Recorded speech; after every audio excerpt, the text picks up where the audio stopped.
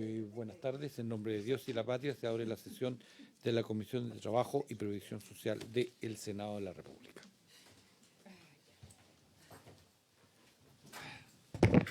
Secretaria.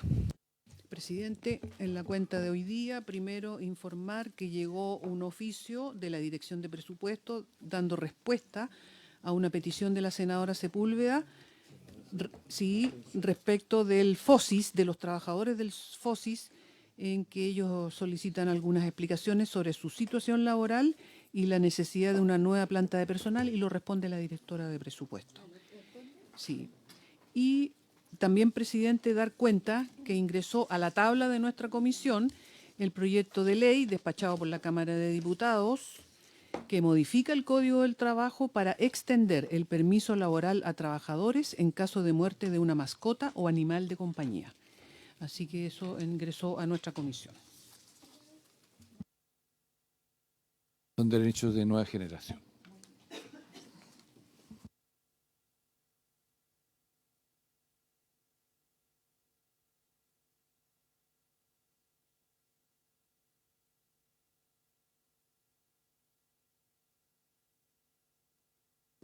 Están presentes en la sala el ministro del Trabajo y Previsión Social, el señor Giorgio Bocardo, las asesoras señora Sofía Argo, Jimena Valencia, Natalia Mesías, María José San Martín, Erika Millas y los asesores señores Fidel Benet, José Méndez, Francisco Neira. Y también el audiovisual don Hernán Vicencio y el periodista señor Diego Ríos. Equipo completo. No, está la Marieli. Y del Ministerio de la Mujer no está la ministra, pero está la subsecretaria, la señora. ¿Sí? Ahí está. Ah, ya. O sea, está la ministra de la Mujer y Equidad. De la Secretaría General de la Presidencia. ¿Hay alguien? No, no hay nadie. No vinieron. ¿Está? Ya.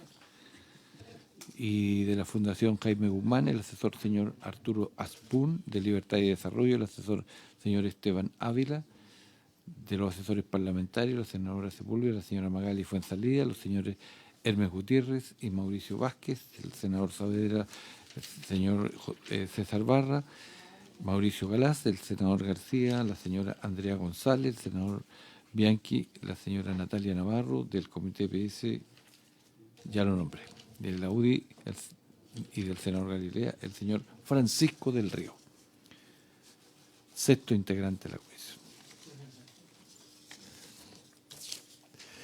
Bueno, el proyecto en discusión es el de Salas Cunas para Chile y hoy día vamos a revisar los artículos que no tienen o que no son parte aún de el consenso y el acuerdo necesario como para avanzar en su aprobación. Y la sugerencia es que veamos el artículo 5º, 8º, 9º, 10º, 11º, 13º, 14º y 15º. Y comenzaríamos con el 5º, que está en la página 15 del comparado. Sí, presidente. El artículo 5º, esto está dentro de la indicación sustitutiva del Ejecutivo. Recordar que ahí ya se aprobó el artículo 1º, las modificaciones al Código del Trabajo. Luego se aprobó el artículo 2º de la indicación, donde se crea el fondo de esa lacuna, y adelantamos hasta el artículo 5º, que está en la página 15, que establece lo siguiente: podrán acceder al aporte establecido en el artículo 3º, que es donde se destinan los recursos del fondo, presidente, según corresponda, los empleadores de trabajadores y trabajadoras dependientes del sector privado regidos por el Código del Trabajo, incluyendo a aquellos que contraten a trabajadoras de casa particular, y de las empresas públicas creadas por ley y las sociedades anónimas en las que el Estado tenga participación, siempre que cumplan con los requisitos señalados en el artículo 6 de la presente ley. Asimismo, podrán acceder al aporte los trabajadores y trabajadoras independientes que cumplan con los requisitos que señala el artículo 7 de la presente ley respecto de sus hijos e hijas menores de 2 años, en caso de que no sean causantes del derecho establecido en el artículo 203 del Código del Trabajo y que ninguna de las personas progenitoras se encuentre haciendo uso de los descansos por maternidad o del permiso postnatal parental respecto de estos. Tendrán derecho al aporte de sala cuna en los términos referidos las personas trabajadoras independientes que detenten el cuidado personal de un niño o niña menor de 2 años. Eso es lo que regula. Ministro.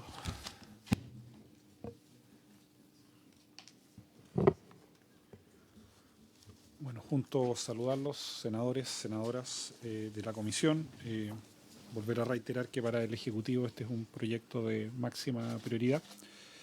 Y también señalar, informar que seguimos trabajando efectivamente para poder tener un paquete de indicaciones que nos permita finalmente seguir avanzando, recordando que este es un proyecto que está en primer trámite y todavía tenemos varias comisiones en las cuales esto se va a discutir. Así que valorar que sigamos discutiendo este proyecto y también argumentar a propósito de este artículo, que es un artículo bien relevante ya que fija los beneficiarios del fondo, regula los sujetos beneficiarios, a saber los empleadores de trabajadores y trabajadoras dependientes del sector privado, pero también incorpora los otros grupos que históricamente habían quedado excluidos. Efectivamente aquí, como estamos incluyendo a trabajadores y trabajadoras independientes que ingresarían a través de sus declaraciones de impuestos internos, como lo hacen los trabajadores independientes ya para acceder a otros elementos de seguridad social. Por ejemplo,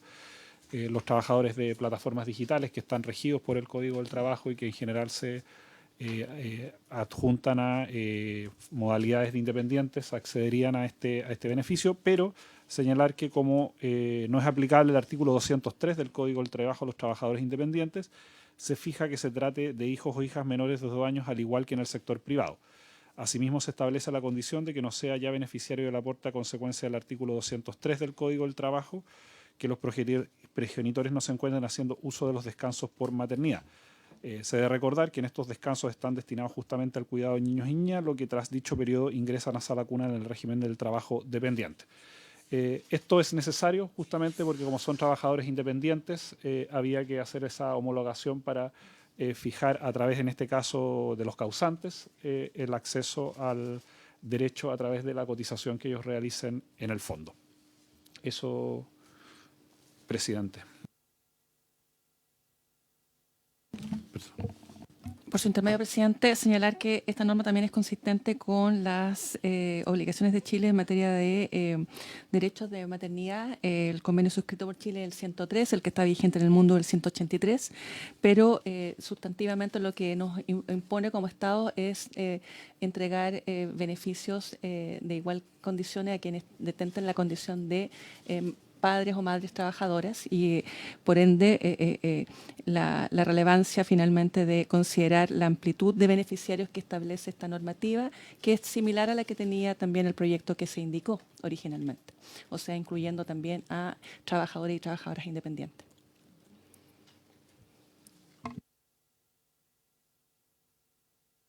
Solo me gustaría destacar adicionalmente en el artículo 5 que también se incluye a trabajadoras de casa particular, algo que es muy relevante ya en distintas leyes laborales que nos ha tocado tramitar en este Congreso, como por ejemplo 40 horas, se ha ido cada vez más homologando los derechos que se establecen para trabajadores y trabajadoras regulares o habituales del Código del Trabajo y también hemos ido homologando y extendiendo esos derechos a las trabajadoras de casa particular. Y además estamos convencidos que esta norma va a ser también un incentivo a la formalidad laboral en la medida que también les permite acceder al fondo y a un beneficio que además resuelve un problema muy práctico que tiene que ver con esos hijos o hijas de estas trabajadoras que se desempeñan justamente en los hogares del país.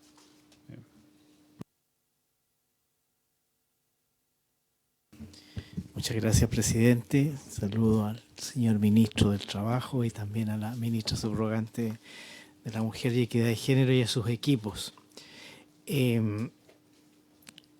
Nosotros no tenemos mayor inconveniente con este artículo, solo queríamos pedir, en el caso del inciso primero, una precisión.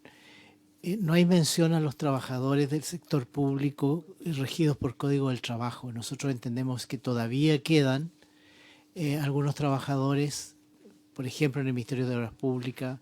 Hasta hace poco eran también los trabajadores de la CONAF, que eran Código del Trabajo, y probablemente en otras reparticiones, sabemos también que no son muchos, pero hay trabajadores del sector público regidos por Código del Trabajo, y dado que no los menciona, y después más adelante hay un artículo que además excluye expresamente al sector público, entonces queríamos preguntar en qué condición, en qué calidad van a quedar ellos, si es necesario incluirlos en este artículo 5º o no.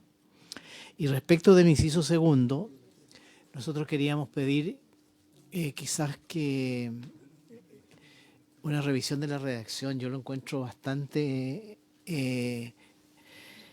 lo encuentro enredado, porque dice, a ver, que podrán acceder al aporte los trabajadores y trabajadoras independientes que cumplan con los requisitos que señala el artículo 7 de la presente ley respecto de sus hijos e hijas menores de 2 años en caso de que no sean causantes del derecho establecido en el 203.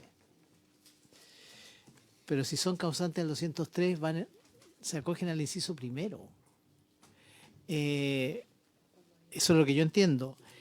Y en realidad, al final, lo que hace el inciso segundo, entiendo yo, es establecer que tienen derecho al aporte de esa lacuna las personas trabajadoras independientes que detentan el cuidado personal de un niño o niña menor de 2 años.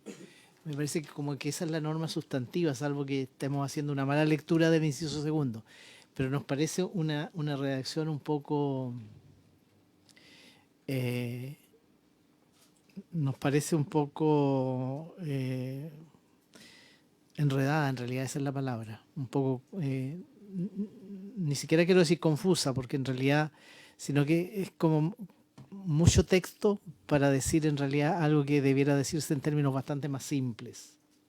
Eso es, presidente. Muchas gracias. Por su intermedio, claro, lo que refiere la norma es que efectivamente el niño o niña no sea causante del derecho en el Código del Trabajo por ser hijo o hija de un padre o madre trabajador. Entonces, en el fondo, esa es la situación. ¿Me permite, presidente? Disculpe. ¿Por qué necesitamos decirlo si ya ellos están en el inciso primero del artículo 5º? Para que no exista colisión de derechos. O sea, el trabajador o trabajador independiente va a acceder al aporte porque, en definitiva, se necesita tener norma.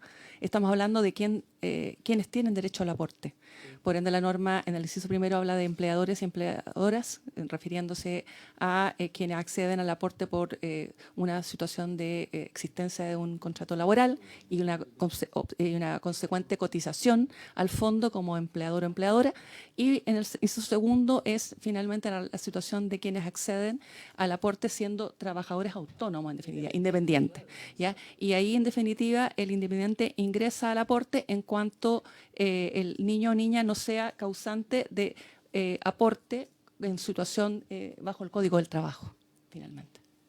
Tiene que ver con el contrato de trabajo, el independiente no lo tiene, entonces esa relación de subordinación e independencia no se da y por tanto no podría acceder a este beneficio. Que es un principio de la regulación, perdón, presidente, de que no clarificar bien que eso, por cada causante es un aporte, finalmente. ¿Y por qué no lo decimos así de claro, presidente? Sí, ese es todo mi punto. Yo no estoy en desacuerdo con la norma. Yo digo que está muy claro, que el texto, todos entendemos lo que se quiere decir, pero entonces yo lo diría de manera mucho más directa. Gracias, presidente.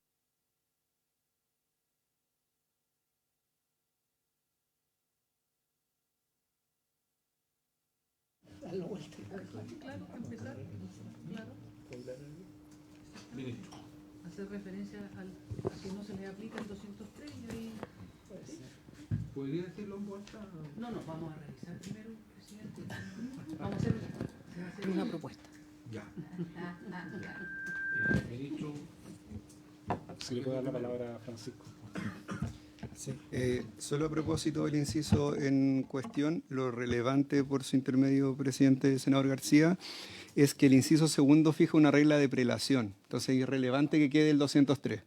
Básicamente dice, trabajador independiente, es relevante que quede, porque básicamente lo que está diciendo, ¿sabe? Trabajador independiente, usted accede en la medida que no exista otra causa asociada al contrato de trabajo. Y además fija otra regla de prelación, porque los independientes no tienen la regulación del 203, que es que no estén haciendo uso del descanso de maternidad, que en el sector privado de los dependientes ya ocurre porque las trabajadoras están con descanso postnatal parental y están haciendo uso del subsidio.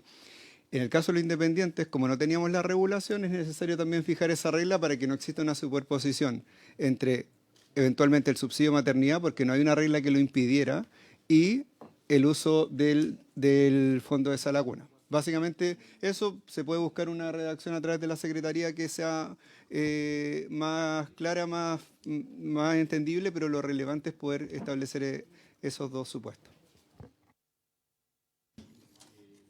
Presidente, lo que pasa es que, estando siempre de acuerdo, pero cuando usted habla de trabajadores independientes para estos efectos, está automáticamente descartando el 203, que se refiere a los trabajadores dependientes.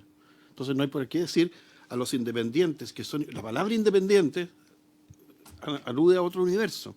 Entonces no tiene por qué decir los independientes no estarán en el 203 y tendrán el derecho, si tienen cuidado personal... Bueno, se sabe que no están en el 203, eso nada más. Sí, solo para aclararlo muy cortito. Dentro de los cambios que hizo el gobierno al presente proyecto es que habilitó el derecho a padres y madres. Entonces podemos encontrar una situación donde un padre o una madre tenga derecho a propósito de ser un trabajador dependiente y además existe un trabajador independiente. Por eso, en esa figura, el trabajador independiente puede tener un hijo en común con una trabajadora dependiente y en ese caso hay una regla de prelación que se ejecuta primero el derecho por parte del trabajador dependiente. Ese es el motivo porque pueden haber dos habilitaciones legales para efecto de ejercicio del derecho.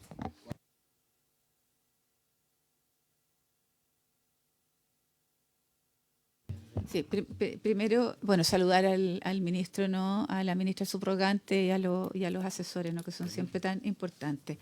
A colegas, a la secretaría. A mí me parece, yo encuentro razón esta prelación que hoy día existe, porque nosotros siempre necesitamos en la ley, ¿no? Que va primero, que va después, y cuando existe colisión entre sujetos, por ejemplo, lo que explicaba Francisco Neira. Pero si fuera posible, a lo mejor hacerlo más fácil, ¿ah? Hacerlo más fácil de redacción, que se entienda ese concepto de prelación. A lo mejor si logramos entender ese concepto de prelación puede ser que sea más atendible. Lo otro es que nosotros efectivamente tenemos, como lo decía el senador García, tenemos muchas personas en Código del Trabajo en el área pública. Y solo decir que la CONAF sigue siendo Código del Trabajo. ¿Ah? La CONAF sigue siendo código, a pesar de que fue Sernafor, solo la plana ejecutiva está dentro como servicio público, pero los trabajadores y trabajadoras quisieron seguir siendo parte del Código del Trabajo. Entonces, si fuera posible que nos dieran un poco esa explicación, porque no son pocos, ¿ah? No son pocos los que están en lo público. Eso, presidente.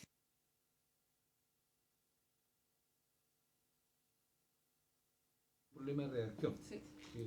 Nada más que eso, porque le estamos pidiendo sugiero lo siguiente, que avancemos al otro por mientras se llega a una redacción que satisfaga todo y votamos. Presidente, perdón, pero la incorporación de los trabajadores del sector público con Código del Trabajo, eso no es de redacción, ahí tendríamos que nos den, no sé si está más adelante, no sé. Por favor. Sí, Ok, importante esa aclaración. Al tiro la aclaración. ¿La tienen la aclaración? Ok. Sí, efectivamente hay una norma expresa en el 15, sí, la puedo leer para efectos de esta discusión. Página 29 del comparado. Las entidades del sector público que se refiere al inciso tercero del artículo 194 del Código del Trabajo no estarán sujetas al título 2 de la presente ley, cualquiera sea su modalidad contractual, salvo respecto de las empresas públicas creadas por ley y sociedades anónimas en las que el Estado tenga participación, a las cuales sí se les serán aplicables las normas de dicho título respecto a trabajadores y trabajadoras. A su vez, las entidades del sector público a las que no se les aplica el título 2 de la presente ley, de conformidad al inciso anterior, para efectos de lo dispuesto en el inciso segundo del artículo 205 del Código del Trabajo, no podrán recibir el aporte de esa lacuna que establece esta ley, en el caso de los trabajadores del sector público del estatuto administrativo. Entonces, a nuestro juicio, con este artículo quedan resueltas las modalidades tanto de empresas, código y a su vez de los que son del estatuto administrativo, que quedan con la obligación actual, que es que el Estado tiene que proveer la salacuna bajo las distintas modalidades que hoy día están permitidas.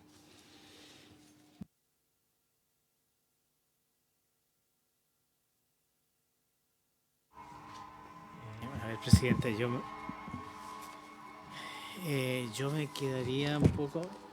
O sea, está bien, si esa es la interpretación, veámoslo cuando vamos al 15, claro. Pero yo tengo la impresión que, por ejemplo, los trabajadores de la CONAF, que como bien recuerda la senadora Sepúlveda, se mantienen bajo el régimen Código del Trabajo a pesar de que son un servicio público, no son sociedad anónima, entonces yo leo el 15 y me pareciera ser que no están, pero veámoslo cuando lleguemos al 15, no tengo inconveniente.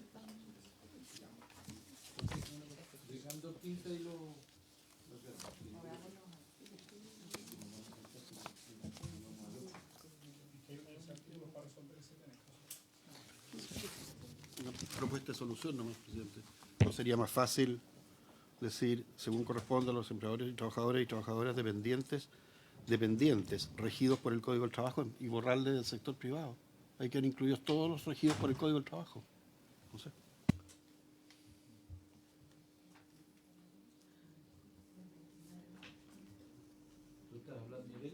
Del quinto, del 5. Sacar del sector privado y que quede regidos por el Código del Trabajo. Sí.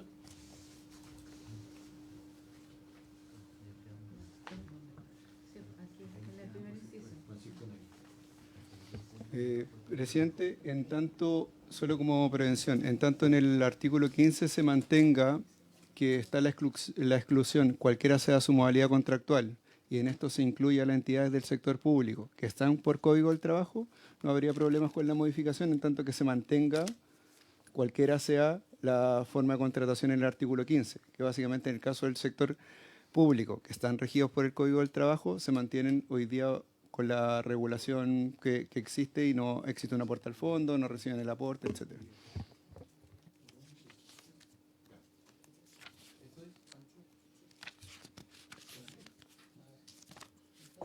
En el inciso primero del artículo 5, ¿cómo es la cosa? Suprimir la frase, o sea, la expresión del sector privado. Quedaría ahí trabajadores dependientes regidos por el Código del Trabajo. No diga sector privado. Ya, podrán acceder al aporte establecido en el artículo 3 de la presente ley, según corresponda, los empleadores de trabajadores y trabajadoras dependientes, regidos por el Código del Trabajo, incluyendo aquellos que contraten a trabajadoras de casa particular y de las empresas públicas creadas por ley y la sociedad anónima en las que el Estado tenga participación, siempre que cumplan con los requisitos señalados en el artículo 6 de la presente ley. O sea, acceden a los fondos, al del fondo, al fondo de Salacuna. Y luego, presidente, nosotros habíamos pensado aquí empezar, en el inciso segundo, empezar diciendo, en caso de que los trabajadores y trabajadoras no sean causantes del derecho establecido en el artículo 203 del Código del Trabajo y que ninguna de las personas progenitoras se encuentre haciendo uso de los descansos por maternidad o del permiso postnatal parental respecto de sus hijos e hijas menores de 2 años, podrán acceder al aporte los trabajadores y trabajadoras independientes. No, ahí falta, espérate. No. Hasta ahí. Que trabajadores independientes, no. Menores de 2 años podrán acceder al aporte. punto seguido, los trabajadores y trabajadoras independientes que cumplan con los requisitos que señala el artículo 7 de la presente ley. No, eso no. No, eso habría que sacarlo de ahí.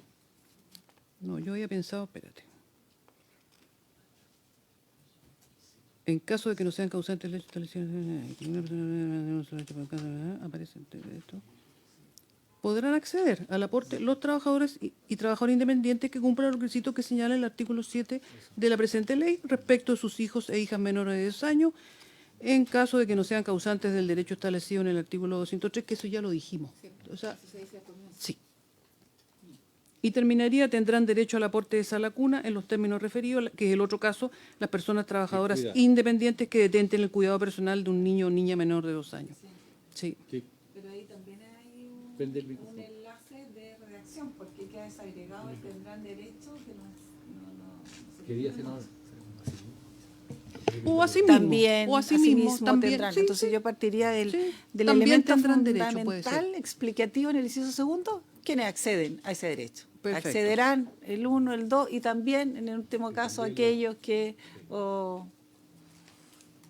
independientes que tengan o detenten el cuidado personal de un niño o una niña menor de 2 años. Claro. Partiendo de ese, como pero de hay ese- que, de sí, ese pero hay verbo que, rector, pero hay que acceder en decir, todas esas causas. en caso de que no sean causantes del derecho establecido en el artículo 203, eso es clave. Por eso se dice, se está asegurando aquí en este artículo que sí podrán acceder al aporte los trabajadores y trabajadoras independientes que cumplen con determinados requisitos y Por eso también que- las personas que estén haciendo uso del Por eso, con mayor tal razón, cosa. abajo hay que poner y también para desagregarlo de esas condiciones. asimismo o Claro, también tendrán asimismo derecho. también, ¿Ya? o qué sé yo. Perfecto. Porque si no queda ¿Cómo quedaría entonces? Vamos a... espérese, A ver. espérese.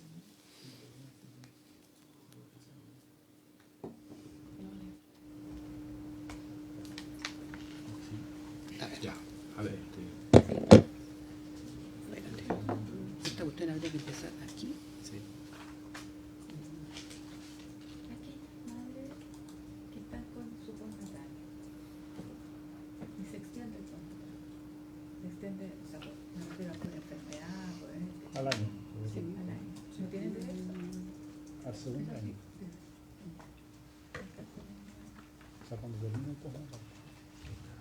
¿No tienen derecho a salario? En el caso de independientes, según como está acá, los dependientes sí. Porque si yo tengo un problema de postparto y tengo secuelas, Hay un natal prorrogado. claro, o natal prorrogado, Por ley. ¿ah?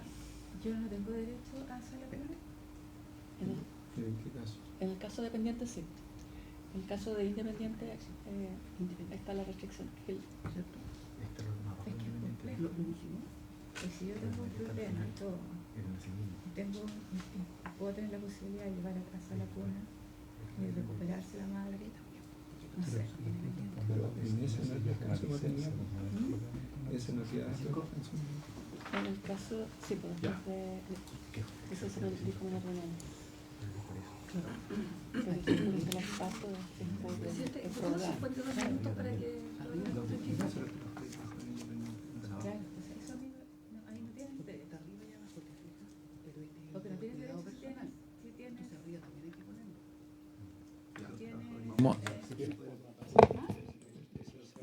Vamos a suspender 5 minutos para hacer la reacción.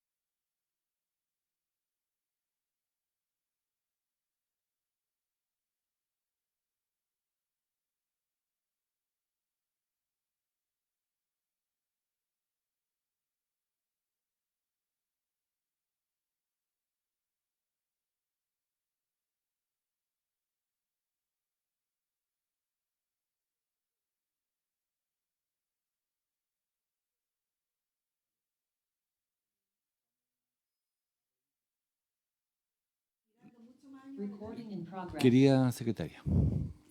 Presidente, respecto de la observación que hizo el senador García Rubinó y su asesor, respecto de acerca de la redacción del inciso segundo del artículo quinto, que a mí no me parece tan enredado, pero se han dado tantas propuestas que yo le estaba proponiendo al presidente que aprueben, porque el contenido están todos de acuerdo, pero son tantas las propuestas de redacción que yo creo que hay que detenerse un poco y después ustedes lo van a ver adecuado en forma, pero el contenido, todo esto se entiende integrado, pero lo quieren de otra manera. Bueno, ¿Le parece, presidente? Porque si no, no vamos a poder avanzar. mira, Exacta, lo que quiero proponer es que lo aprobamos a referéndum y como nos queda otra sesión después, ahí la aprobamos ya con la nueva redacción. En consecuencia, votamos en votación al referéndum. Ya, el presidente pone en votación entonces el artículo quinto que se propone. Senador García Rominó. A favor. Sí. Senador Bianchi. A favor. Senadora Carvajal. A favor. A favor. Senadora Sepúlveda. A favor. A favor. Presidente. A favor. A favor. Aprobado por la unanimidad de los integrantes. Presidente, luego viene la propuesta respecto del artículo 8, que está en la página 22. Funciones del Instituto de Previsión Social.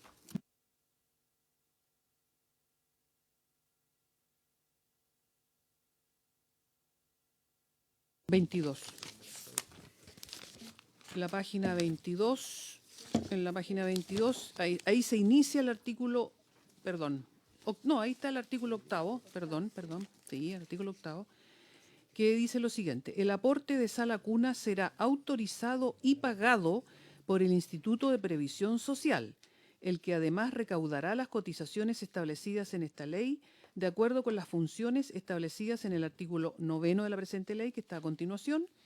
Por su parte, la gestión financiera del Fondo de Sala Cuna corresponderá al Servicio de Tesorerías, de conformidad con los artículos 10 y 11, respectivamente, que también están a continuación y que también el Ejecutivo quiere que se voten. El monto del aporte monetario del Fondo de Sala Cuna destinado al pago de matrícula y de las respectivas mensualidades será determinado mediante decreto del Ministerio de Hacienda, conforme a lo dispuesto en el artículo 5 de esta ley, que es el que recién se aprobó.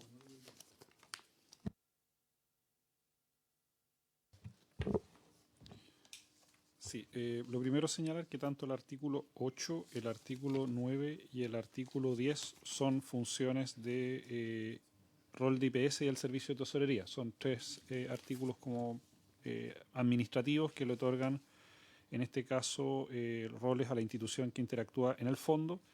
Entonces, mi sugerencia es si pudiéramos revisarlos como en tanto tal. Ahora, dicho eso, en el artículo 8, el IPS señala recaudará las cotizaciones y autorizará y pagará el aporte. Por su parte, la gestión financiera del fondo estará a cargo de los servicios de tesorería. Se advierte que el monto del aporte está destinado al pago de matrícula y respectivas mensualidades, que se determinará por los decretos del Ministerio de Hacienda, el que materializará el resultado de una comisión técnica que todavía no la hemos discutido. Estos dos aspectos no se afectan con la votación del presente inciso, pero lo que aquí estamos estableciendo es los roles del instituto y sus funciones en relación al fondo de Sala Cuna.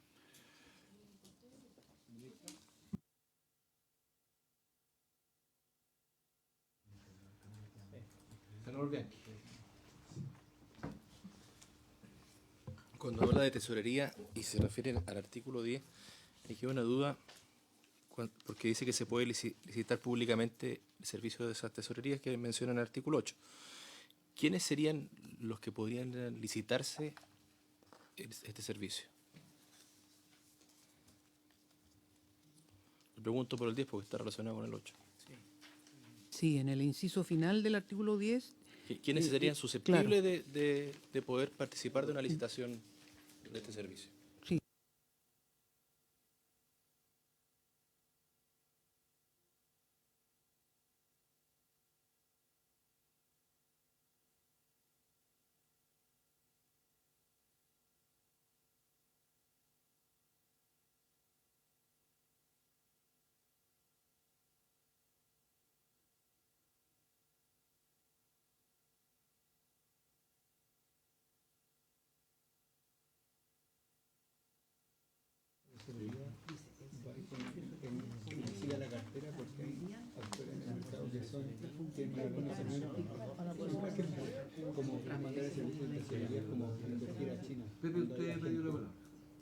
Sí, sobre el 8, presidente, muy breve.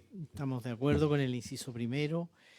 El inciso segundo yo creo que quedó probablemente de una redacción anterior, porque dice que el monto del aporte monetario del fondo de Salacuna destinado al pago de la matrícula y de las respectivas mensualidades será determinado mediante decreto del Ministerio de Hacienda. Esto es luego de que funcione la comisión, pues, ¿verdad? ¿No sería bueno decirlo? Sería bueno decirlo. Y además dice, conforme a lo dispuesto en el artículo 5 de esta ley, el artículo 5 de la ley que acabamos de aprobar no está referido a... Perdón. No está referido, yo lo revisaría. Porque el artículo 5 está, bueno, lo que veíamos recién, pues establece quiénes van a ser los beneficiarios. Los del 203 y los trabajadores independientes. ¿Verdad? En las condiciones que se dice. ¿Quiénes pueden acceder? Sí, quienes pueden acceder.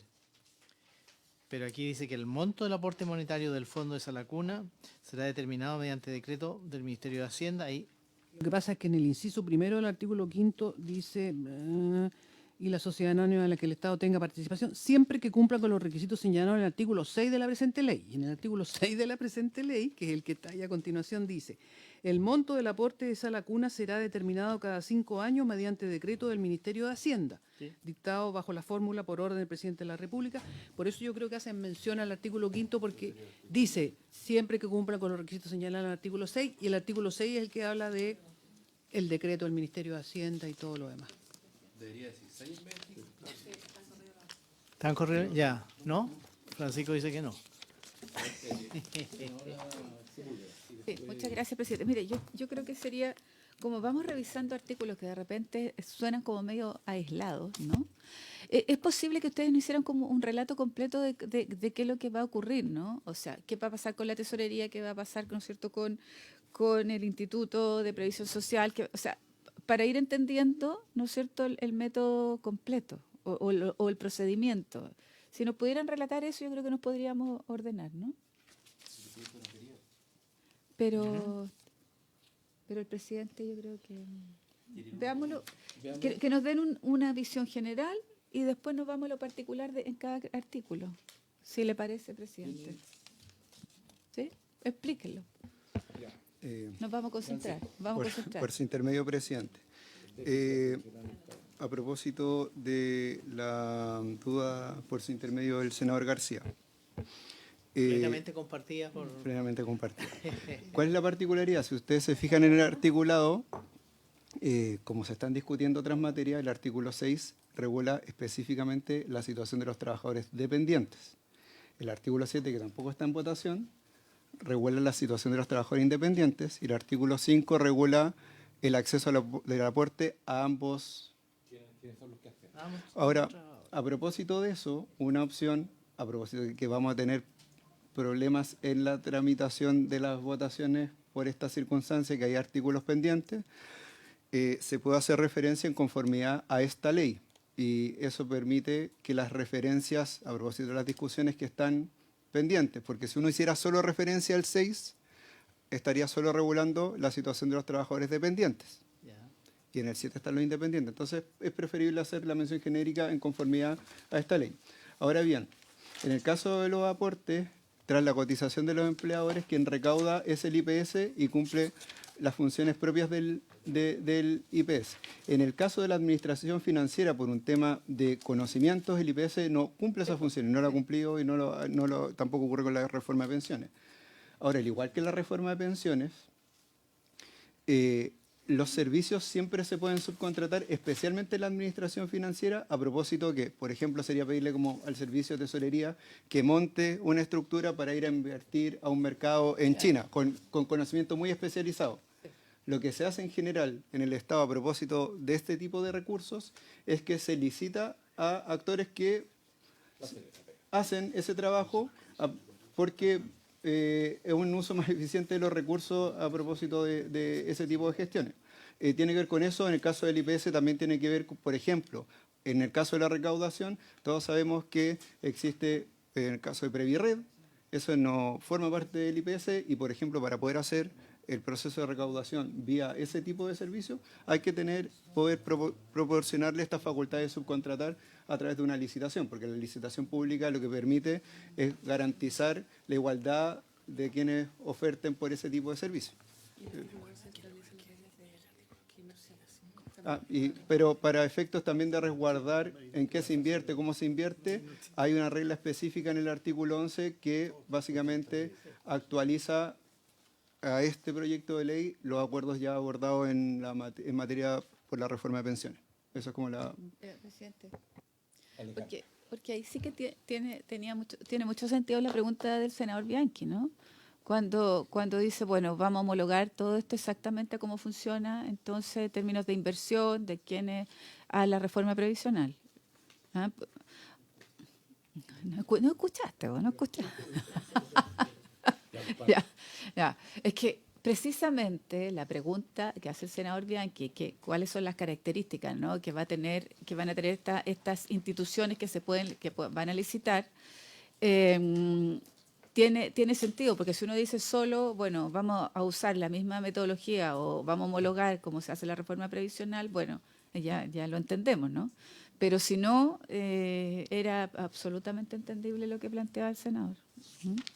Presidente. De Punta Arenas. Sí. El artículo 8, entonces yo haría referencia respecto a lo que preguntaba el senador García del artículo 5, tendría que decir, como había señalado Francisco, respecto de esta ley, porque, claro, el 5 nos lleva al 6, y el 6 habla de un tipo de trabajadores solamente. Entonces, creo que debiese decir de esta ley y no fijar un artículo determinado. Sacar el artículo 5 de esta ley. Sí. Porque el 5 nos lleva al 6 y el 6 lo limita.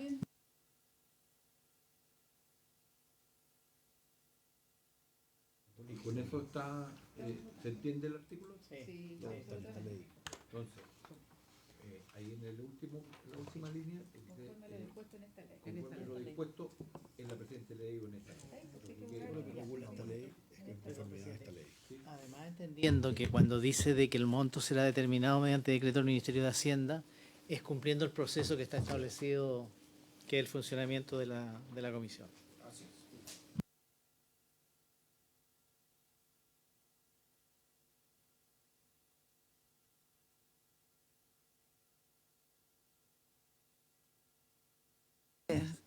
Sin ánimo de retardar un poco la votación, pero creo que es necesario también generar cierta certeza respecto a los mecanismos.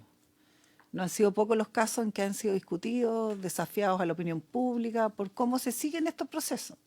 Entonces yo pediría en esto, y particularmente al Ministerio y todas sus expresiones del Ejecutivo, a que seamos un poquito más concisos, concretos respecto a los mecanismos. Porque no da lo mismo asimilar un proceso a otro ya existente cuando estamos aprobando una ley, cuando hay recursos de por medio, que tienen una sensibilidad muy especial, su destino. Entonces, en ese contexto, yo si bien puedo avanzar y decir que voy a aprobar, creo que se merece que nosotros tengamos una explicación concreta de qué es lo que se está mirando, cuáles son los compromisos que hay de los ministerios que intervienen en estos procesos, para nosotros poder explicitar, cuando seamos requeridos, de cómo va a gestionarse recursos, la inversión, destino, etcétera. Creo que es de toda lógica, respeto, que hay una reciprocidad respecto a los estándares de la información. Y esta comisión que es especialmente preocupada, ¿cierto?, de este tema, creo que es muy necesario. Lo dejo ahí en claro y lo propongo para lo futuro. Gracias. Para la historia de la ley que estamos viendo. A mí este tema de la licitación me hace cierto ruido, porque si bien lo están homologando a otro tipo de las cuales se hacen justamente, no sé, me imagino cuando se licita un servicio de AFP. Un problema de eso son el alto cobro de comisiones.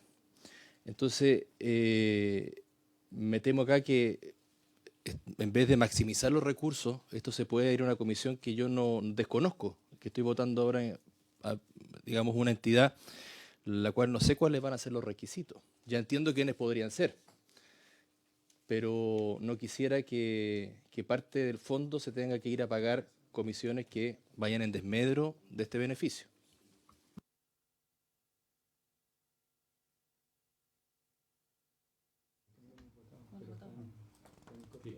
Cuando lleguemos al... Sí, eso es parte de los costos de administración que no hemos votado. ¿Qué está bien?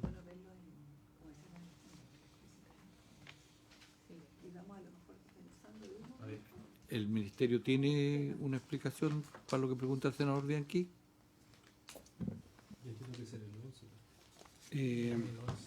Sí, lo que pasa es que hay un artículo donde se establecen los costos de administración del fondo. Hay que recordar, en su momento se había hecho una observación de parte del senador García respecto al monto. Nosotros hicimos una propuesta en las indicaciones para rebajar esos montos, pero eso es parte de los gastos de administración que puede utilizar el fondo, tanto en temas de estudios, de estimaciones de los costos de transferencia al fondo, como también estos tipos. Entonces, eso queda, a nuestro juicio, resguardado en los gastos de administración del fondo. Ya, gracias. Mire, yo creo que si bien vamos a homologar a instituciones, ¿no?, que sepan cómo hacer rentar estos fondos, yo creo que tenemos que ver con especial énfasis lo que nos plantea el senador Bianchi, que no vaya a ocurrir lo que nos ocurrió, ¿no?, de esto de tener a lo mejor sueldos muy altos y complicaciones, ¿no?, de que después nos digan, mire, estamos sacando plata de aquí. Entonces creo que tenemos que ser especialmente cuidadosos en eso, y cuando revisemos podamos además esto de comparar con otras instituciones similares cómo lo estamos haciendo, ¿no? Porque creo que para la fe pública, para lo que está pensando la ciudadanía, creo que es muy importante resguardar eso. Creo que este fondo trae el aprendizaje, ¿ah? Trae el aprendizaje, pero que de todas maneras tenemos que revisarlo bien, ¿ya? Eso, presidente.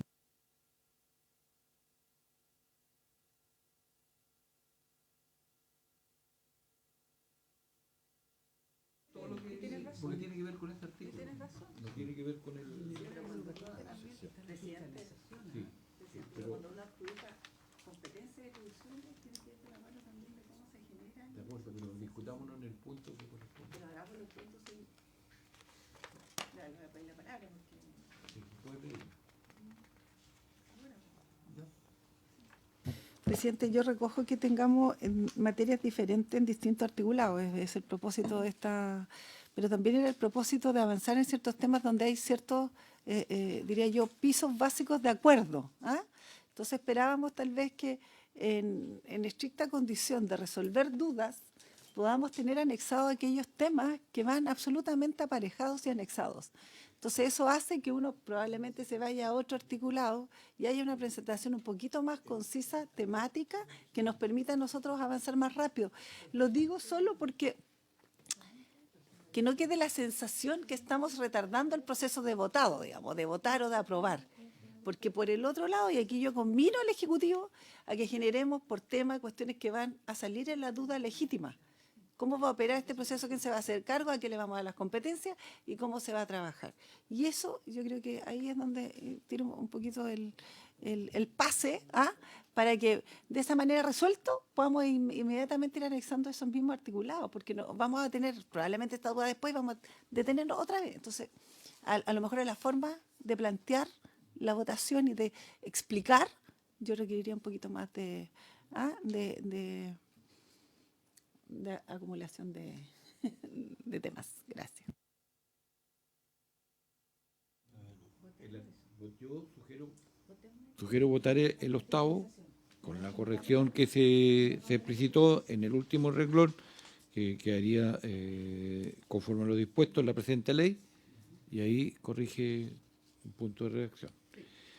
Ese lo vamos a votar y de ahí vamos a entrar a los artículos, al artículo 9, que está correlacionado con el octavo, porque también son funciones del Instituto de Previsión Social. Y por tanto, vamos a seguir en ese tramo.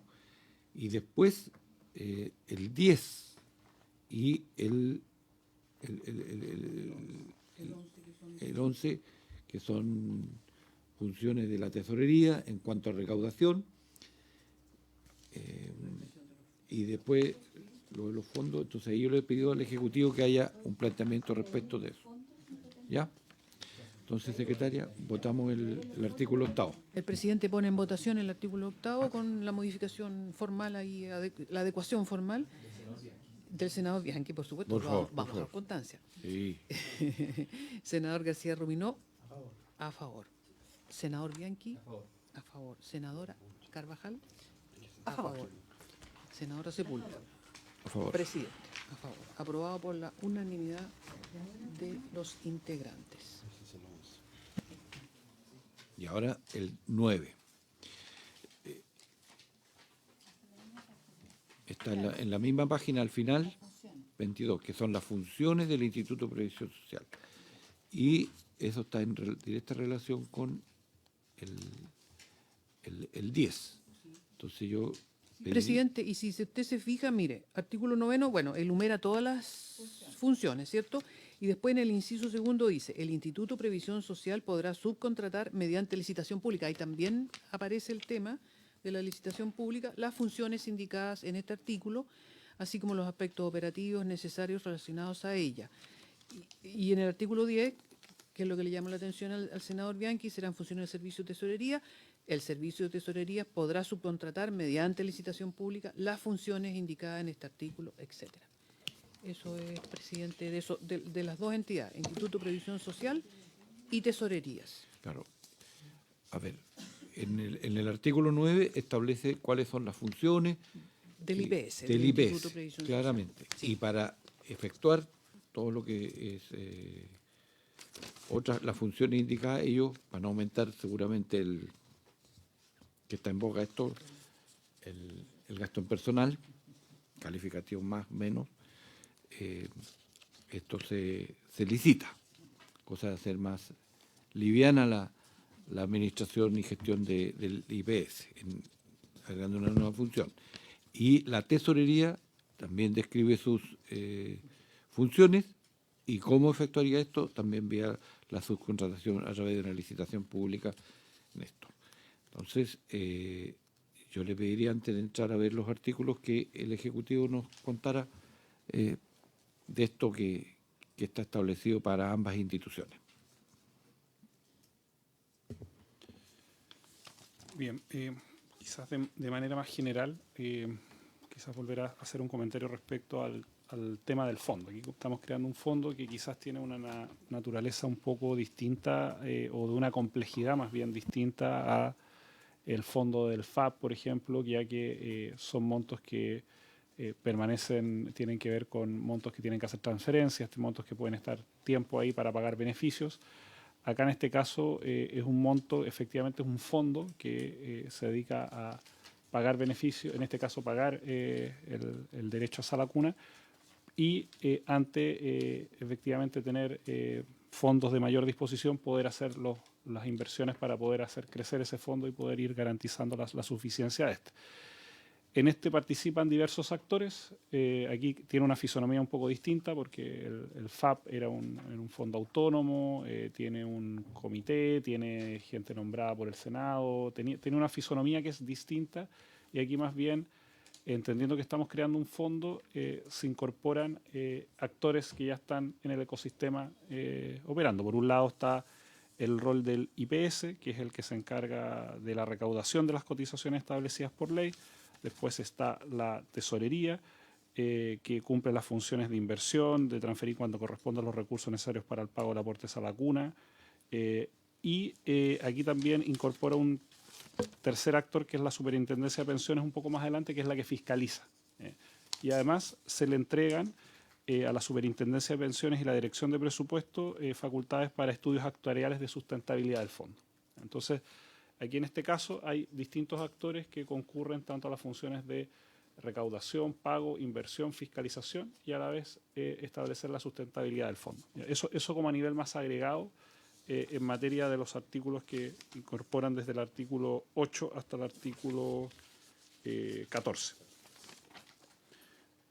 Dicho eso, particularmente aquí en el caso del rol del IPS y de la tesorería, se entiende que son servicios que, en este caso del IPS, establecer recaudación, establecer pagar la sala cuna respectiva, llevar los registros de los montos del aporte, requerir a instituciones públicas y privadas información necesaria para el correcto cumplimiento del mandato, recibir las consultas, reclamos y en general realización de atención a público respecto al funcionamiento, todas cuestiones que se pueden realizar a través del IPS, transferir al servicio de transparencia los recursos del fondo para su gestión financiera e inversión. Y finalmente se advierte que el propósito del artículo 8 se precisan las funciones del Instituto de Previsión en su rol de administración y se debe observar que la referencia de artículos que abordan la recepción de los antecedentes para el pago del aporte no se encuentran aprobados y esto permite resguardar que efectivamente hay algunos temas que la aprobación de este artículo no condiciona. Habilita, al igual que en otros casos, a que el IPS subcontrate funciones operativas que permiten dar un mejor servicio a la ciudadanía, entre otros aspectos asociados a la recaudación, por ejemplo, vía modelos como Previred, como ocurre también en el caso del pago de cotizaciones. Y en el artículo 11, efectivamente, se hace la homologación a los fondos de la Ley 3.500 en relación a las materias de inversión y también a los elementos potenciales de subcontratación. Eso al menos de parte del Ejecutivo. No, y solo recordar que respecto de la administración y la posibilidad de, digamos, de incurrir en gastos del aporte, ya se aprobó la norma del inciso final del artículo 3, que la administración tiene un tope del 8%, que es consistente también con el costo de Sana. No está aprobado, perdón. Bueno, pero forma parte... Mi discurso no está aprobado, pero forma parte de otra norma y es consistente con la discusión en la comisión, donde se pidió rebajar y ajustarlo al valor de Sana.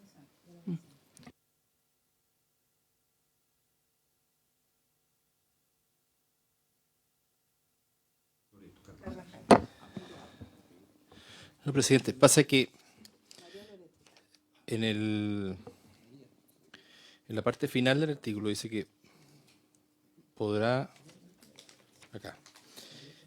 Perdona, dice que va, ¿no es cierto?, a subcontratar lo que está todo contenido dentro del artículo. El artículo 9, sí. Entonces, claro, dice, ¿no es cierto?, que se va a subcontratar mediante licitación pública las funciones indicadas en este artículo.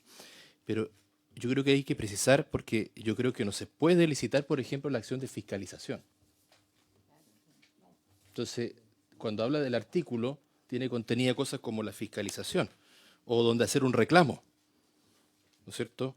Yo creo que hay cosas que son acá licitables y otras que no son licitables y que le pertenecen de exclusiva responsabilidad del Estado. Entonces, acá hace mención, ¿no es cierto?, cuando yo entiendo de la ley, desde la letra A hasta la letra H.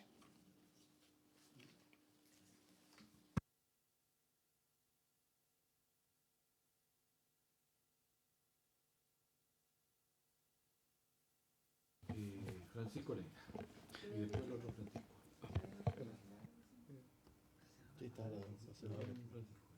Francisco. Mire, yo casi exactamente lo que hace referencia por su intermedio presidente el senador Bianchi. Y justamente porque me parece, a juicio primario, excesivo este inciso. Primero, porque ya no conteste con todas las funciones que se señalan de manera precisa, se abre un espacio para que esto pudiera ser subcontratado para ejercer todas esas funciones, pero además todos los otros aspectos operativos. Es decir, nosotros entonces pudiéramos eventualmente sustituir el IPS para todas estas funciones con un organismo cualquiera. Se lo permitimos con este inciso. Solo establece... Quieren achicar el Estado. O generar un órgano similar, de una estructura distinta, digamos, en donde cabe, por cierto, la imposibilidad de fiscalizar, por ejemplo, si fuera un órgano externo, porque dice las facultades operativas, pero además todas estas. Y además dice, y en lo no regulado en este inciso, para efecto de las referidas contrataciones, estará lo que sea aplicable a lo establecido en la ley 19.886, que me imagino las bases de transparencia y demás que establece la ley. Entonces, como que me parece que en lo que en derecho se llama muchas veces el bolsillo de payaso, que abre el espacio para que se haga todo el resto, aquí se sustituye con solo este inciso, todos los que estamos de manera, por el principio de especialidad, otorgándole a un organismo particular para este objetivo y para este cumplimiento de la ley. Entonces me parece que es de toda lógica que especifiquemos cuáles podrán ser aquellas que van a ser subcontratadas, licitadas, no en el caso de tanta especialidad, pero por lo menos un marco de acción, porque si no yo tendería a decir, entonces, ¿para qué queremos el IPS si con esto solo podemos sustituirlo de manera completa? Entonces ahí me gustaría que nos aclarara. Gracias, presidente.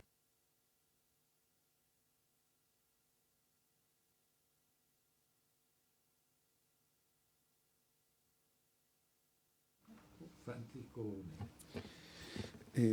Por su intermedio, presidente, en relación a las dudas que se planteaban respecto al artículo, en general las normas que se han aprobado en respecto a las funciones del IPS otorgan la facultad de subcontratar, no lo obligan. Si bien es un aspecto que se señala como facultativo que podrá subcontratar, no implica que todos los servicios se vayan a subcontratar. Ahora bien, mirando el listado que está en el artículo, también hacer presente que respecto a la subcontratación, hoy día, por ejemplo, opera en materia de pensiones, respecto a los pagos, se realiza a través de subcontratación, en materia de recaudación, etcétera. Ahora bien, respecto a eso, la facultad de fiscalización recae sobre la Superintendencia de Pensiones, y la Superintendencia de Pensiones, al igual como ocurre en el sistema de pensiones en general, tiene facultades de fiscalización respecto de los servicios que se subcontratan, y eso no libera al IPS respecto de sus responsabilidades en términos legales de proveer estos servicios. Es decir, acá básicamente si se llega a subcontratar algo, hay tanto responsabilidad de la entidad que es subcontratada como del IPS. Ahora bien, sin perjuicio de los legítimos alcances de los senadores, también hacer presente que respecto del costo de esta subcontratación se ha fijado un tope máximo tanto para los costos administrativos como para los costos de inversión, que es lo que está en el artículo 3º, que establece el 8%. Es decir, nunca a través de esto, a propósito de la preocupación en materia de comisión, etcétera, podría elevarse el costo más allá de ese tope legal. Y finalmente, respecto a la consulta que se realizaba en materia de la ley 19.886, eso establece una serie de medidas que permiten controlar también qué se está haciendo en materia de subcontratación, entre otras, por ejemplo, el rol de la Contraloría, que esta ley específicamente es la ley sobre contratación administrativa. Entonces, eso también habilitó, de hecho, expresamente este tipo de control que ha sido discutido en otros casos a propósito de los roles del IPS. Sí, existe algún grado de control y acá se buscó dejarlo expresamente en la legislación a propósito de las dudas que se planteaban. Sí. A ver, ¿por qué ha costado esta tramitación? Porque no hay recursos suficientes, ¿no es cierto? Entonces, por eso que uno puede ser más majadero en este tema. A mí el 8% me parece que es un costo que es bastante alto. Pero cuando nos dicen se podrá, ¿no es cierto? Entonces nos dicen no necesariamente esto va a ocurrir. Entonces, a mí no me traten con ingenuidad porque sí se va a hacer así. Entonces, cuando dice se podrá, va a instalarse una empresa a hacer esto y va a sacar el máximo que se pueda sacar. Entonces, cuando dicen no necesariamente va a pasar, sí, va a pasar y va a pasar con el costo más alto que tengamos. Entonces, por eso yo hago, digamos, en esto hincapié y tengo la reticencia de establecer de mejor medida que se puede hacer y el costo me parece que a mí es un poco elevado el 8%.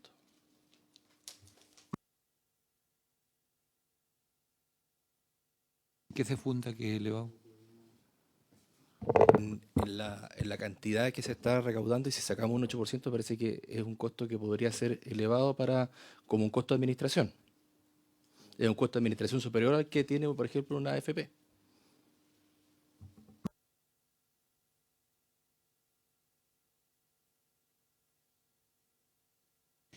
Gracias, presidente. Sin ánimo de ser majadera, pero con ánimo de ser precisa y constructiva. Primero, valorar que nuestras expresiones sean legitimadas por el señor Neira. Creo que bien vale la pena que, que tengamos un catálogo de expresiones. Pero dicho esto, efectivamente es efectivo que hay una posibilidad y un quehacer porque el Estado no lo puede hacer todo de subcontratar y que eso tenga un límite de toda lógica. Imagínense si no lo tuviera, digamos. O sea, ya no estaríamos hablando de una cifra tal vez sideral, que es lo que consecuencia trae un 8%, que me imagino, lo imaginarán ustedes también.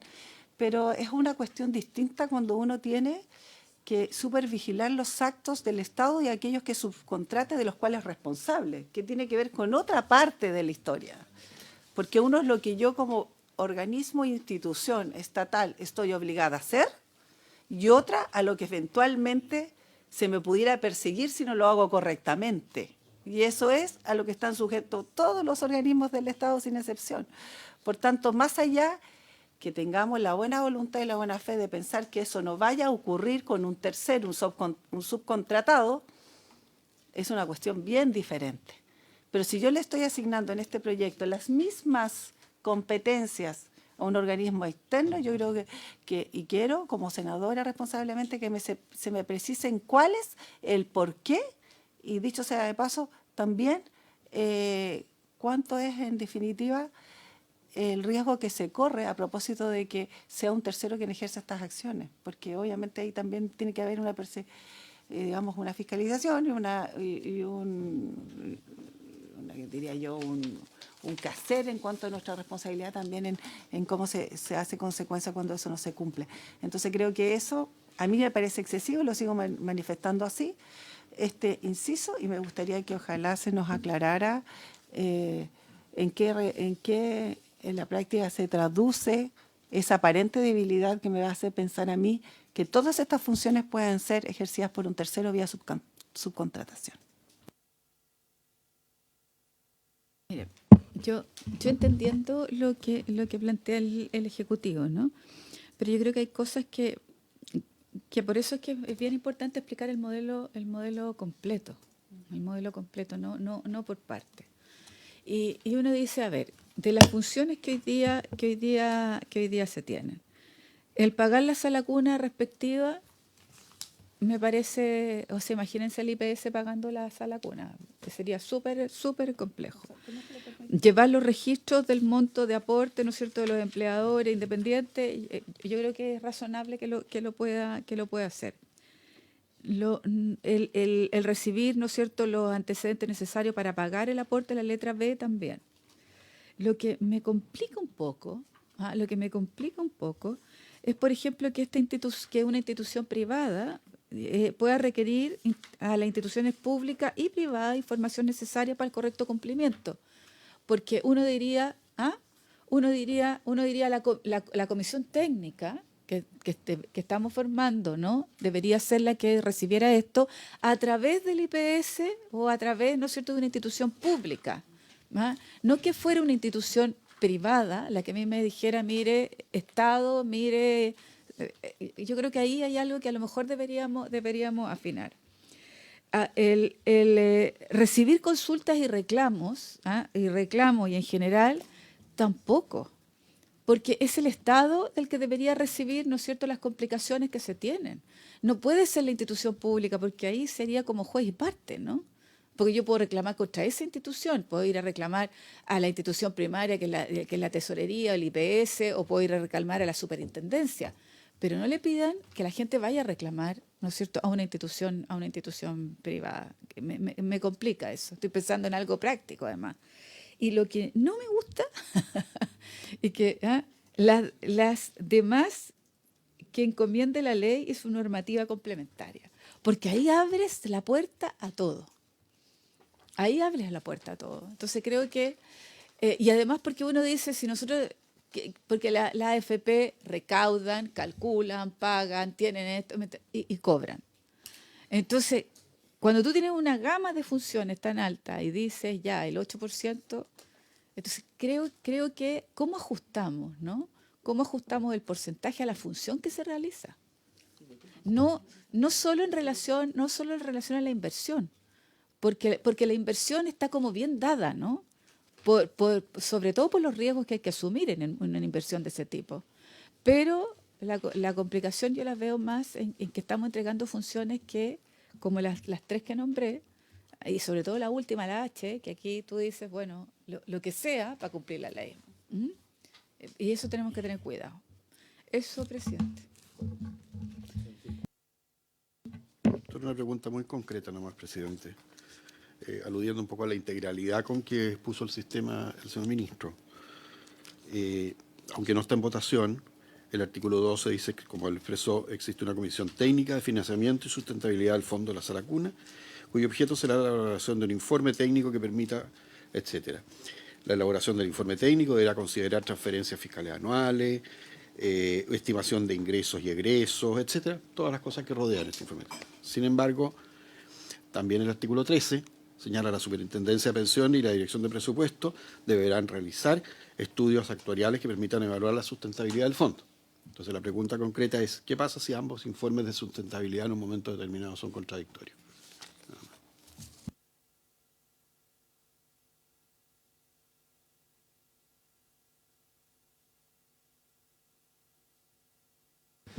Sí, por su intermedio, presidente, a propósito de la última consulta formulada. Efectivamente, en el comparado, cuando uno analiza el artículo 12, tiene un objetivo específico, a diferencia del artículo 13. El objetivo específico de esa comisión es determinar el monto del aporte de esa laguna. Y para esa determinación del aporte, tiene que considerar, entre otros criterios, la sustentabilidad. Legalmente, la comisión no es la encargada de velar y hacer el control de sustentabilidad, porque eso se regula en el artículo 13, que tiene otro objeto. El artículo 12, el objeto es fijar el aporte. El artículo 13, básicamente, lo que plantea es que deberán realizar los estudios actuariales que permitan asegurar la sustentabilidad del fondo, al igual que se hace en cualquier tipo de fondo. Entonces, solo para aclarar como efectivamente el punto. La labor de la comisión es una labor que además tiene una temporalidad que está definida a propósito de la fijación del aporte, tiene una determinada temporalidad. En esa temporalidad no implica que no tenga que hacerse seguimiento de sustentabilidad como ocurre con cualquier fondo y velar por su correcto funcionamiento. Yo les pido moción de orden. ¿Ah? Porque si nos vamos a ir de un artículo a otro, va a quedar la escoba. ¿Ah? Entonces, si fuera posible, presidente, veamos este artículo, donde estamos viendo las funciones del IPS, después las funciones de tesorería, después las funciones de la comisión técnica. ¿No es cierto? Y a partir de eso vamos haciendo cruzamientos, pero si de otra manera no. Entonces, a mí me gustaría saber la disposición del Ejecutivo, ¿no es cierto?, en relación a restringir la licitación en relación a las funciones que le están entregando hoy día al IPS. Eso. Yo entiendo, claro, que tenemos que ir artículo por artículo y la idea es no ir saltándonos esto, pero el artículo 3 no se ha votado, donde se habla del porcentaje, ¿no es cierto?, que no podrá exceder el 8% de las cotizaciones recaudadas. Si nosotros acá modificamos las funciones, evidentemente el 8% ya no podría continuar. Ahora, yo quisiera, para cuando se votase esto, entender cómo se llega a un 8%, porque no me parece, usted preguntaba por qué excesivo. Yo no conozco otro administrador en otra cosa que se licite el Estado que cobre un 8% de lo recaudado. O sea, no sé dónde van a invertir para poder tener un retorno de un porcentaje que permita cubrir tanto gasto en recaudación por administración. Entonces, quisiera también entender cuando veamos ese artículo cómo llegamos a un 8% de recaudación por administración. Que si bien es el máximo que puede ser. Claro, pero eso está en el artículo. Pero es que si votamos esto, me imagino que si limitamos las funciones que hay, no podemos seguir manteniendo el 8%. Pero es que, presidente. A ver, un segundo. Sí. Es que ese es un punto que está en la búsqueda de zanjarlo, de acuerdo, porque puede que no llegue el 8% y sea un 5, o sea un 4, o sea un 3, no lo sé, Pero eso es parte de la búsqueda de acuerdo que se está haciendo, entiendo, con el sector de que usted es parte ahora. Entonces, ese es el punto, pues. Entonces, ¿por qué no está aquí usted? ¿Por sí solo? Ya. No, pero hablemos en serio. ¿Ya? No, yo no aportas a nadie. La bancada de nosotros tiene una militancia y un domicilio conocido. Alejandra Sepúlveda. Mire, ¿Viste? a mí me gustaría, porque tiene sentido, o sea, veamos qué funciones les vamos a dar, de esas funciones, cuáles vamos a licitar, ¿no es cierto?, a externalizar, y a partir de esas funciones vemos cuánto, ¿no es cierto?, es la rentabilidad que se pueda. Y lo otro interesante es que ustedes nos puedan comparar, ¿no?, otros fondos y otras rentabilidades y cómo se está cobrando ahí. Yo creo que así podríamos tener de alguna manera una luz de que, pero si no definimos las funciones que va a tener y qué es lo que vamos a licitar, mal podríamos colocar una cifra o un porcentaje. Cosa que tampoco hemos votado todavía, entonces tampoco No, es, ese es el punto. Tampoco. Senador García. Muy breve, es que yo creo que es muy importante que el Ejecutivo nos diga ese cálculo del 8% va a ser sobre qué. Porque yo comparto con quienes dicen que puede ser mucha plata. Si es sobre los ingresos que va a tener el fondo en un año, es mucha plata. Estaríamos hablando de más de 20 millones de dólares probablemente. Si es sobre el saldo del fondo, yo entiendo que es poca plata porque el fondo va a tener saldos chicos, el fondo va a recibir y va a sacar. Entonces los saldos van a ser muy chicos. Si es sobre los saldos, en realidad van a ser muy pocos recursos. Entonces yo creo que más que hablar... ¿Es sobre la recaudación? No, pero eso es harta plata entonces, claro, tenemos razón. Ya, gracias. Nosotros estamos viendo esto. Estas son las funciones que va a tener el Instituto de Previsión Social respecto del proyecto Sala Cuna y su implementación.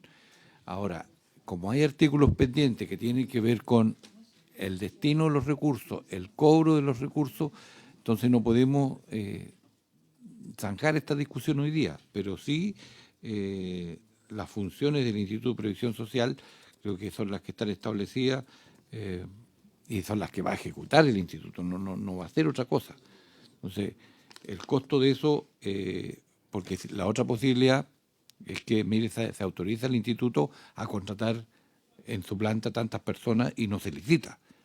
Entonces, esa es una decisión que tenemos que tomar, pues, si estamos en disposición de eso, pero eso ya significa que se agrega, por lo tanto, al aumento de los trabajadores del sector público y un costo que tiene que ser indexado al presupuesto de la Nación, directo.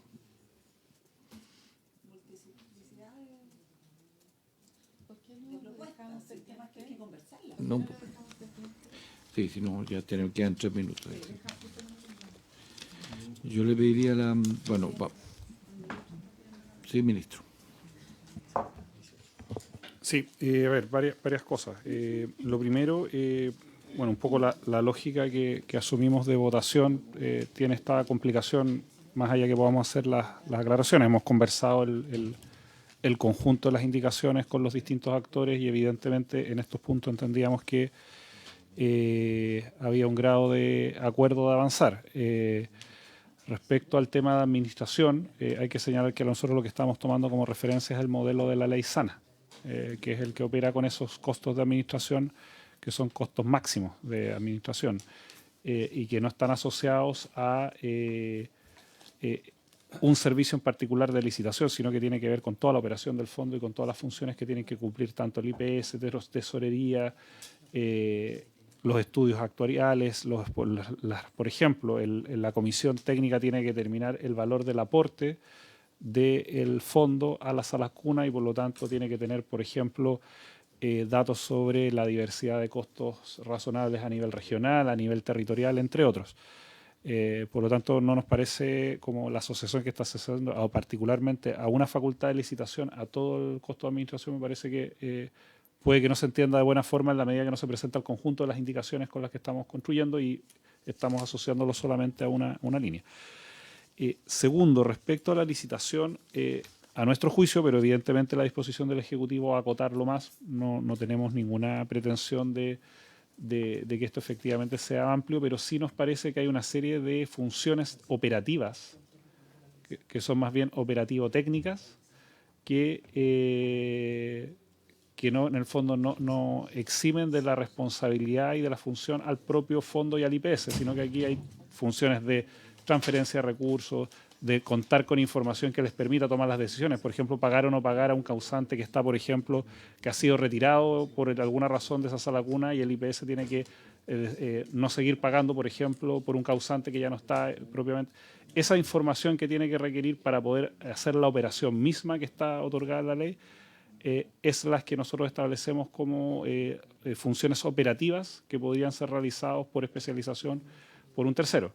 Si hay algunas funciones que se estiman que pueden ser, que no correspondan, nosotros tenemos la voluntad de acotarlo, pero a nuestro juicio en general creo que hay que distinguir entre la operación técnica que permita asegurar que el IPS pueda hacer la transferencia de buena manera y si eso lo hace con algún organismo especializado o no, pero no es, por decirlo así, la licitación como de la función y de la responsabilidad que tiene el IPS en materia del cumplimiento del fondo. Pero en vista del tiempo, lo que nosotros nos podemos comprometer es a hacer más bien nuevamente a poder explicar el diseño general de cómo opera el fondo y que involucra tanto al IPS, a Tesorería, a la Superintendencia, por ejemplo.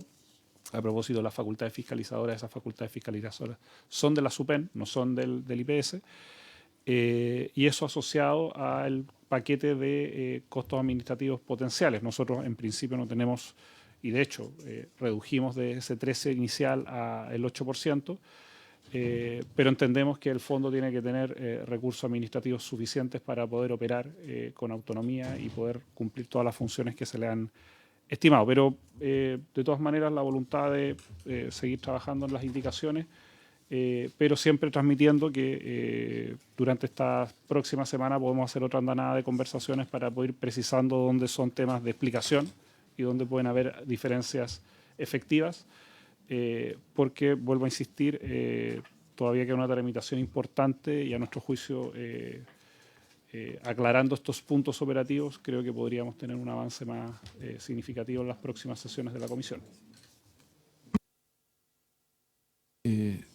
Quedamos a la espera, vamos a estar convocados para el 19 y ahí hará una citación seguramente para avanzar lo que más se pueda. ¿Sí? Sí, presidente, considerando que la otra semana igual tenemos que venir a propósito de la acusación constitucional, ¿no sería posible tener una sesión el día lunes? Es que está llena. Hay un plazo de indicaciones que se acordó ayer hasta el día 18. Ya, pero Está todo el día lunes, además, la acusación constitucional. Y Acusación constitucional. no da para hacer un... que haya comisiones. No hay autorización. Acusación constitucional, estimada querida. todo el día. ¿De las 9? Y no podemos. Así es que haremos a lo mejor hasta total despacho el 19, quién sabe. Miércoles. ¿Qué puede ser? Entonces, si no, después. Entonces, quedamos convocados para el 19. Espero que lleguemos con muchas más precisiones respecto a los puntos que acá se plantearon y los acuerdos y las indicaciones que estén. Además, ¿ya? Habiendo concluido el tiempo de esta sesión, esta se cierra. Gracias.